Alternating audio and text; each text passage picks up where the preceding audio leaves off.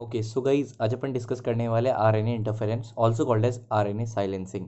इसके डायग्राम्स में लोग कंफ्यूज हो जाते हैं, कभी कभी टीचर्स भी हो जाते हैं। ठीक है, सो गाइज इसको ना हल्का सा सीखना अपने को। ओके, तो बेसिकली साइलेंसिंग या फिर एंटी सेंस बोलते हैं ना। एंटी सेंस क्यों बोल रहे हैं यार, एंटी सेंस आरएनए। आइए इसी पे हम लोग हल्का सा बात करेंगे, एकदम एग्जाम ओरिएंटेड बात और कुछ नहीं। चलिए, basically sir it is post transcriptional modification of RNA. What is meaning of post transcriptional modification of RNA. Basically जब आरएनए हो गया ना, मतलब क्या, आरएनए आ गया, अब उसको क्या कर रहे हैं अपन, उसका मॉडिफिकेशन कर रहे हैं, उसका मॉडिफिकेशन कर रहे हैं। अब अल्टीमेटली इसमें होता क्या है, पहला क्वेश्चन आएगा नीट में भैया कि किसने डिस्कवर किया। आंसर आप मारोगे फायर एंड मेलो, क्योंकि इसमें क्या करेगा, दो ऑप्शन दे देगा, बोलेगा और नन ऑफ दिस, या फिर बोल देगा कुछ और both A and B. Answer होगा बोथ ए एंड बी 2006 इस टेक्नोलॉजी के लिए। चलिए, अब इसका फायदा क्या है यार, इसका फायदा बहुत कुछ है। ये बहुत जगह यूज करके आप लोग डैमेज कर देते हो। मतलब क्या हो गया, मान लो ये डैमेज किसको करता है, ये एमआरएनए को डैमेज करता है। क्यों, अगर एमआरएनए को डैमेज किया अब दूसरी प्रोटीन नहीं बन पाएगी, है ना। चलो इसी को हल्का सा सीखेंगे अपन। ओके, बेसिकली होता है क्या सर जी, ये क्या करता है, टारगेट एम। ओके, ये क्या कर रहा है सर जी, जल्दी से बता दीजिए यार। ये टारगेट पकड़ रहा है, ये किसको पकड़ रहा है, टारगेट एमआरएनए को। और ये यूज क्या कर रहा है, अपना वेपन क्या है इसका, इसका वेपन है, क्या है इसका weapon, double stranded RNA. Very important question for exam, double stranded RNA. Done, very easy.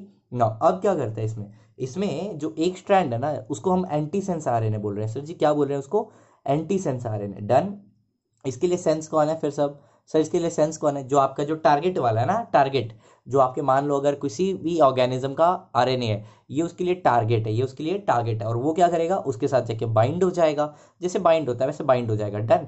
तो अल्टीमेटली इस प्रोसेस में क्या है, मान लो भैया आपने डबल स्ट्रैंडेड आरएनए यूज किया, उसके साथ कुछ एंजाइम्स डाले एंड ब्ला ब्ला ब्ला, उसके बाद क्या हो गया, झट से एकदम भैया, जैसे ही आपने कुछ एंजाइम एंजाइम डाले और वो क्या किया, वो एंटी सेंस आरएनए बन गया। अब भैया आरएनए है तो वो क्या करेगा, किसी दूसरे आरएनए को जाके पकड़ लिया। कौन है वो दूसरा आरएनए, वही है आपका टारगेट। अब अगर आप आरएनए बोलेगा तो काम नहीं चलेगा, एग्जाम में बोलना पड़ेगा एमआरएनए। मतलब इसका टारगेट कौन है, एमआरएनए। और इसने किसको भैया, बेसिकली बोलते हैं ना, क्या चीज से डिस्ट्रॉय किया, आप बोलोगे डबल स्ट्रैंडेड आरएनए को यूज किया जाता है। चलिए इतना तो क्लियर हुआ। अब अपन आते हैं इसके ड्राइंग पे। डन। तो चलिए देखिए, ड्राइंग आ गया आपके सामने। सबसे पहले आपने क्या किया sir ji, double stranded RNA. Double stranded RNA is available man, if you don't know पढ़ लीजिएगा। There are lots of organism जिसके पास डबल स्ट्रैंडेड आरएनए होता है। आई सबसे इंपॉर्टेंट लाइन, अब आप बोलेगे भैया इसमें याद कैसे करना है। ठीक है, देखो इसमें अल्फाबेट के थ्रू याद रखना, पहले डाइसर आएगा, देन उसके बाद क्या आएगा, RISC। अब आप बोलोगे सर इसमें एंजाइम कौन सा है, इसमें एंजाइम कौन सा है। ठीक है, याद रख लेना, बेसिकली एंजाइम कॉम्प्लेक्स बोलते हैं। RISC is enzyme complex. सबसे पहले आपने डबल स्टैंडर्ड आरएनए उठा लिया किसी का, डाइसर डाला, तो डाइसर क्या कर दिया भैया, छोटे हिस्से में काट दिया। मतलब पहले कट कर दिया, भैया इतना लंबा तो मेरे को नहीं चाहिए ना, मेरे को छोटा चाहिए, अपन ने छोटा ले लिया। उसके बाद क्या किया, वेरी इजी टेक्निक से, वेरी इजी, अब उस छोटे वाले का नाम क्या रख दिया, स्मॉल इंटरफेरिंग आरएनए, SIRNA। अगर आप लोग डायग्राम्स देखो तो वहां पे SIRNA लिखा रहता है। डन। अब उसमें उस SIRNA में, उस छुटकू से में क्या डाल दिया, कॉम्प्लेक्स को ऐड किया, एंड उस कॉम्प्लेक्स का नाम क्या है, RISC, राइस। बेसिकली क्या हो गया, RNA inducing silencing complex. Now अब ये है क्या चीज सर, अब आप बोलोगे नहीं सर इसको आप बोलते क्या है, ये आप बता दीजिए। बेसिकली सर जी ये कॉम्प्लेक्स है जिसके पास 3 एंजाइम और एक डोमेन है। ओके, अब बोलोगे भैया ये डोमेन क्या काम करेगा, ये सर्च करेगा कि भैया हाँ यहाँ जाके बाइंड करना है। ठीक है, और ये एंजाइम्स कौन कौन से सर, वेरी इजी, मतलब बोलते हैं कातिल एंजाइम एकदम, हिलिकेज, और क्या है सर जी, एक्सोन्यूक्लियस और एंडोन्यूक्लियस।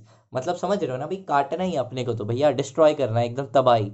चलो आओ, अब क्या कर दिया भैया, देखो सुनो, पहले आपके पास डबल स्टैंडर्ड आरएनए था, अब देखो सुनो, अगर डबल स्टैंडर्ड ऑलरेडी है तो वो तीसरे से तो बाइंड नहीं करेगा, अपने को बाइंड करवाना है टारगेट से, है ना। टारगेट वाला क्या है अपने पास, एमआरएनए। तो अपन ने क्या किया, अनजिपिंग। अनजिपिंग मतलब समझ रहे हो ना भैया, अनजिपिंग। चलो, अनजिपिंग मतलब एक स्ट्रैंड को हटा दिया, एक स्ट्रैंड हट गया तो मेरे पास अब आ गया भैया सिंगल स्टैंडर्ड आरएनए, है ना। मतलब क्या, एंटी सेंस उसको बोल रहे हैं। वाई एंटी सेंस, बिकॉज वो क्या करेगा, सेंस आरएनए से जाके ज्वाइन करेगा। मतलब सेंस मतलब टारगेट, जो आप उसका टारगेट, जो उसका टारगेट वाला एमआरएनए है उसके पास जाएगा। चलो गया, अब वो जाके क्या करने वाला है सर जी, चलिए देखते हैं, अब आगे कंटिन्यू करते हैं, जाके क्या करेगा। ओके सो भाई वो वहां पे चला गया, वो क्या करेगा देखिए, अब एंटी सेंस और सेंस बाइंड करेगा, बाइंड कर गया, उसके बाद क्या हो गया, बाइंड किया और इतने सारे एंजाइम से उसने कट कर दिया।